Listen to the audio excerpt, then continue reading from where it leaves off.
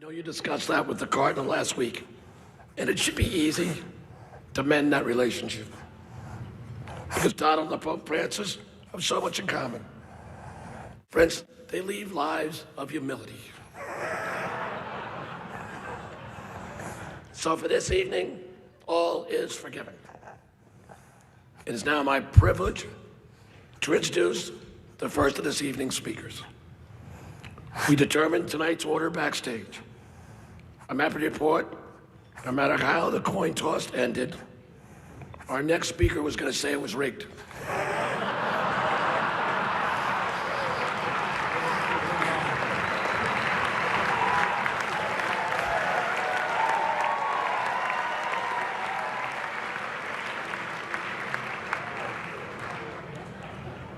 I'm speaking, of course, about the Republican nominee, Donald J. Trump.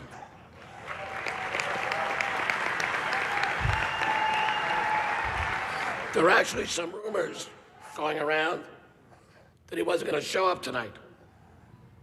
He could say he wanted to keep us in suspense. We considered having a Donald Trump cutout on the dais, but if we wanted someone still lifeless, we could ask Charlie Rose to speak again.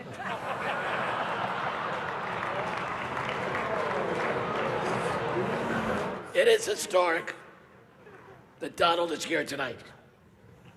That's right, for the first time, the Catholic Church is not the largest tax-exempt landowner here tonight.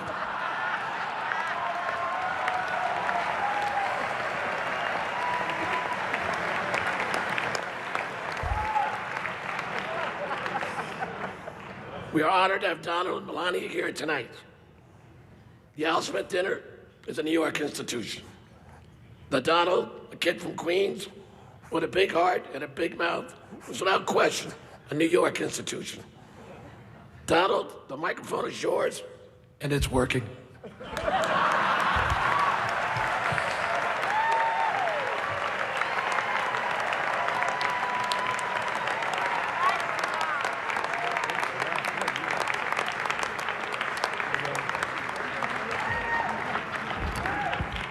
Thank you, Al. Wow. That was good. This is a hell of a dinner. Well, I want to thank Your Eminence. This is really great to be with you again. We love it. Governor Cuomo, our great senators. Hi, Chuck. He used to love me when I was a Democrat, you know.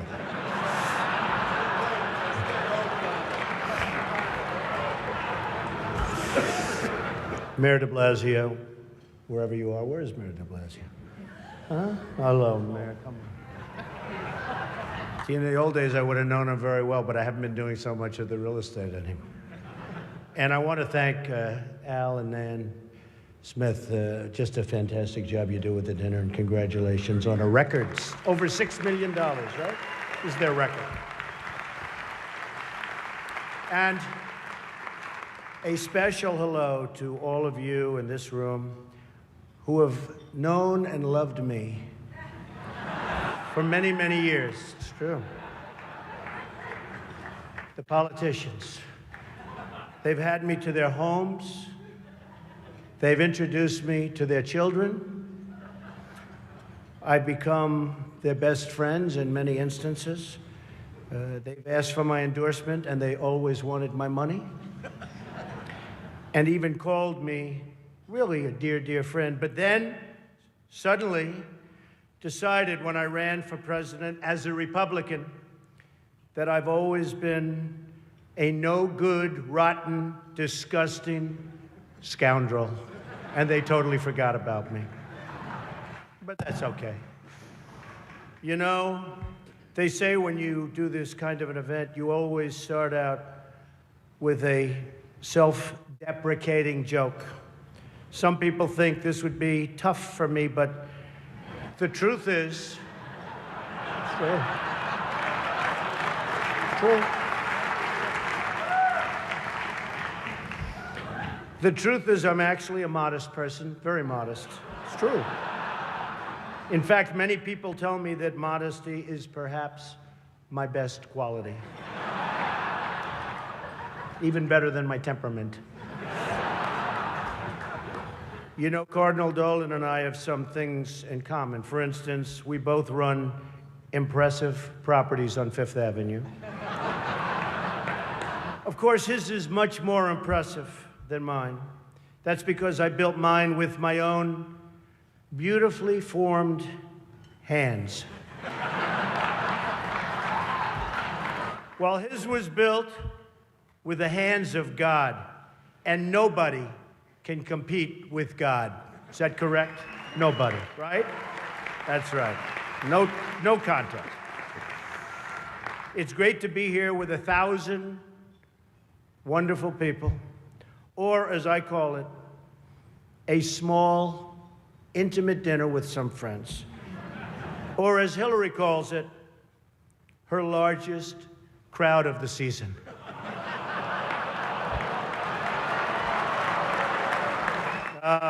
This stuff. This is corny stuff. I do recognize that I come into this event with a little bit of an advantage. I know that so many of you in the Archdiocese already have a place in your heart for a guy who started out as a carpenter working for his father. I was a carpenter working for my father.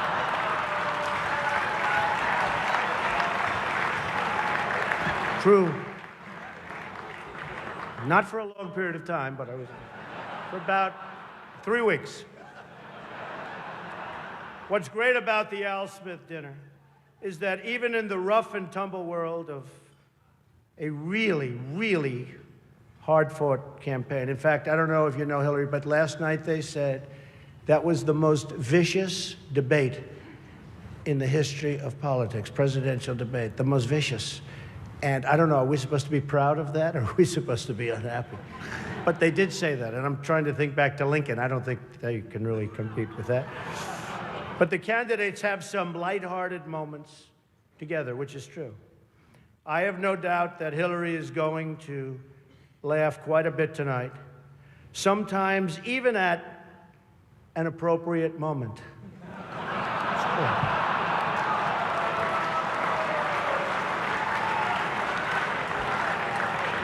And even tonight, with all of the heated back and forth between my opponent and me at the debate last night, we have proven that we can actually be civil to each other.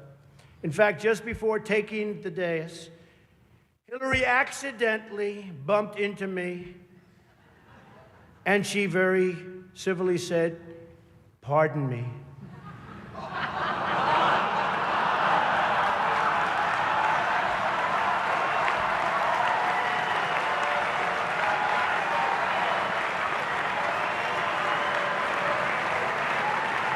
And I very politely replied, "Let me talk to you about that after I get into office."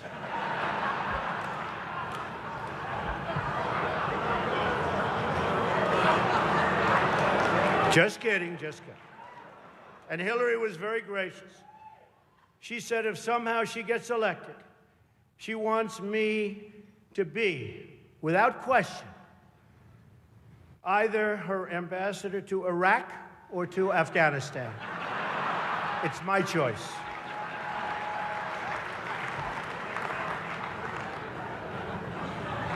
But one of the things I noticed tonight,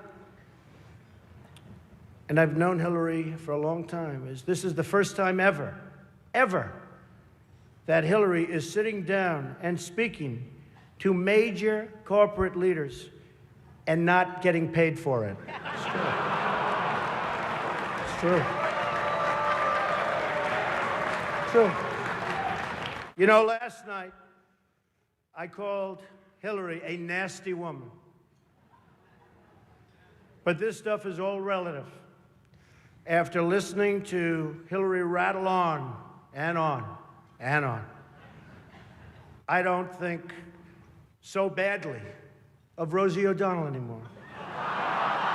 In fact, I'm actually starting to like Rosie a lot.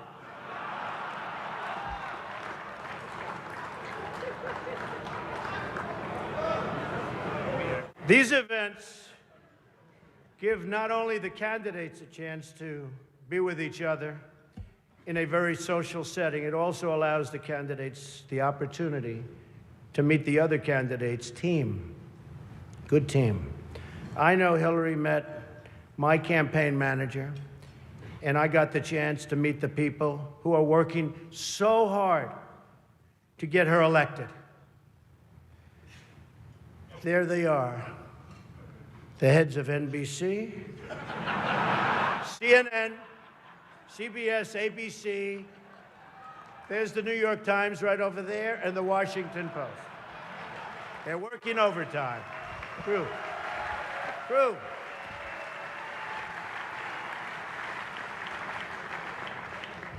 Oh, this one's going to get me in trouble.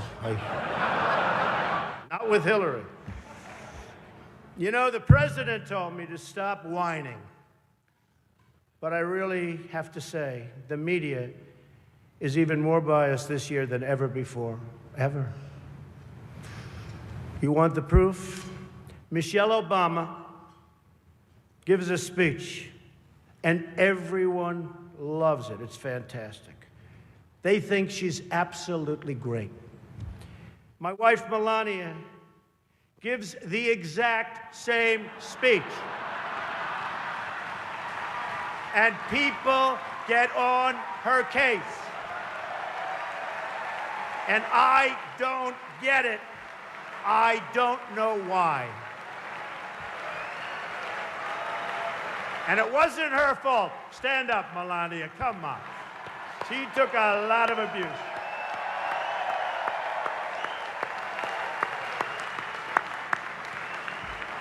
I'm in trouble when I go home tonight. She didn't know about that one. Am I okay? Is it okay? Cardinal, please speak to her. I'd like to address an important religious matter, the issue of going to confession, or as Hillary calls it, the 4th of July weekend with FBI Director Comey. Now, I'm told Hillary went to confession before tonight's event. But the priest was having a hard time when he asked her about her sins, and she said she couldn't remember 39 times. Nah. Hillary is so corrupt. She got kicked off the Watergate Commission.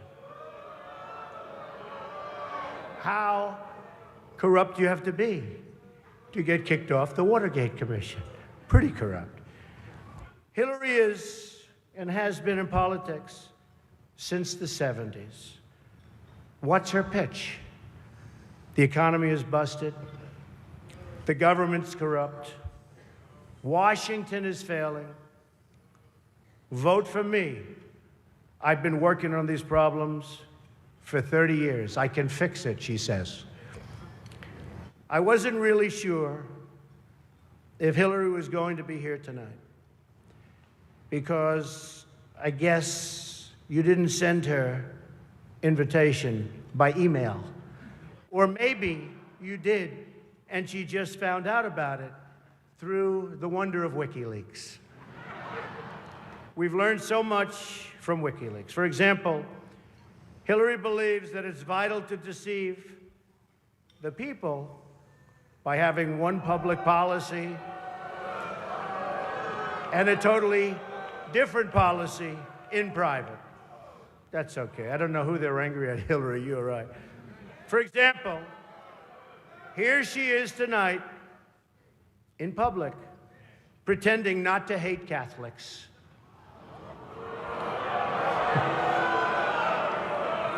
Now, if some of you haven't noticed, Hillary isn't laughing as much as the rest of us.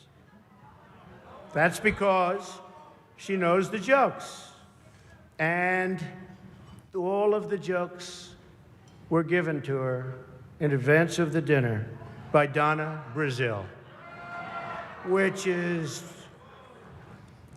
everyone knows, of course, Hillary's belief that it takes a village which only makes sense, after all, in places like Haiti, where she's taken a number of them.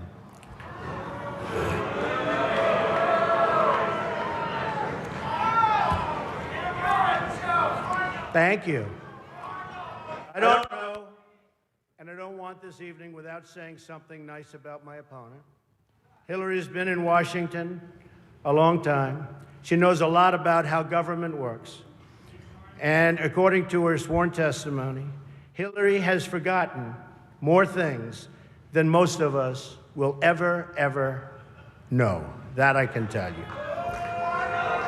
We're having some fun here tonight, and that's good. On a personal note, what an amazing honor it is to be with all of you. And I want to congratulate Hillary on getting the nomination, and we're in there fighting, and over the next 19 days, somebody's going to be chosen. We'll see what happens. But I have great memories of coming to this dinner with my father over the years when I was a young man. Great experience for me. This was always a special experience for him and me to be together. One thing we can all agree on is the need to support the great work that comes out of the dinner. Millions of dollars have been raised to support disadvantaged children, and I applaud the many people who have worked to make this wonderful event a critical lifeline for children in need. And that we together broke the all-time record tonight is really something special. More than 6 million net. The Cardinal told me that's net, Donald, remember. We can also agree on the need to stand up to anti-Catholic bias, to defend religious liberty, and to create a culture that celebrates life. America is in many ways divided.